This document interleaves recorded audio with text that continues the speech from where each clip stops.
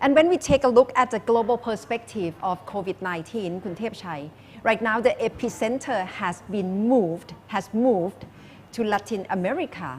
But the situation in the US is still quite a cause of concern around the world, especially on the reaction of President Donald Trump, the way he communicates with Americans and around the world on how to handle the situation.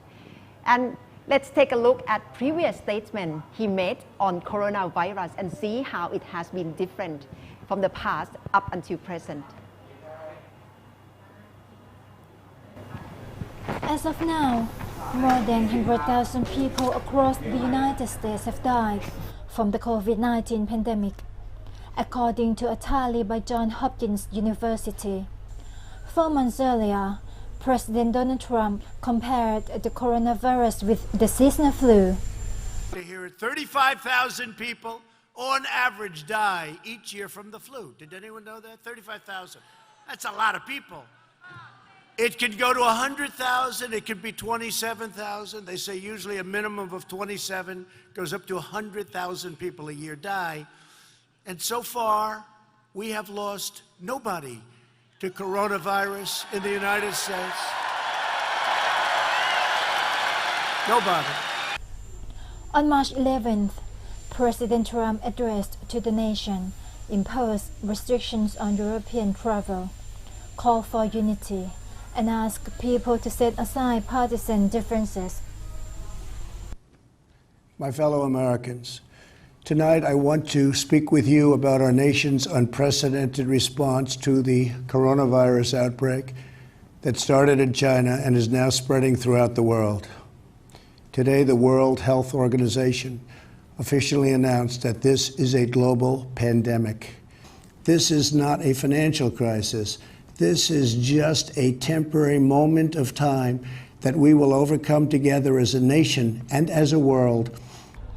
And a few days later, he declared a national emergency over coronavirus.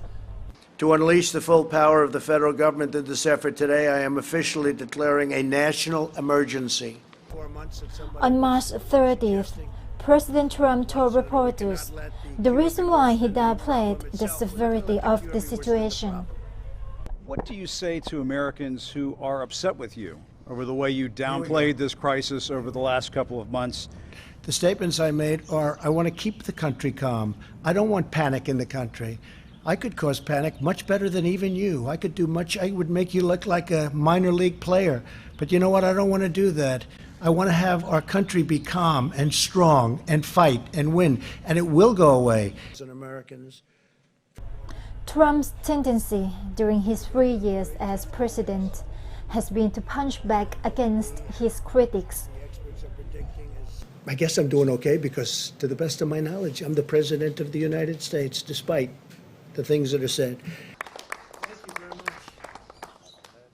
Why is this a global competition to you if every day Americans are still losing their lives and we're still seeing more cases every day?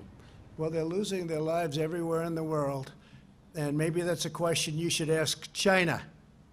Don't ask me, ask China that question, okay? When you ask them that question, you may get a very unusual answer. Yes, behind you, please. Sir, why are you saying that to me specifically? I'm telling you, I'm not saying it specifically to anybody. I'm saying it to anybody that would ask a nasty question like that. That's not a nasty question. Please go ahead. Why does it matter? Okay. That's very clear tension between the US president and reporters who has to cover COVID-19, especially with Chinese look reporters.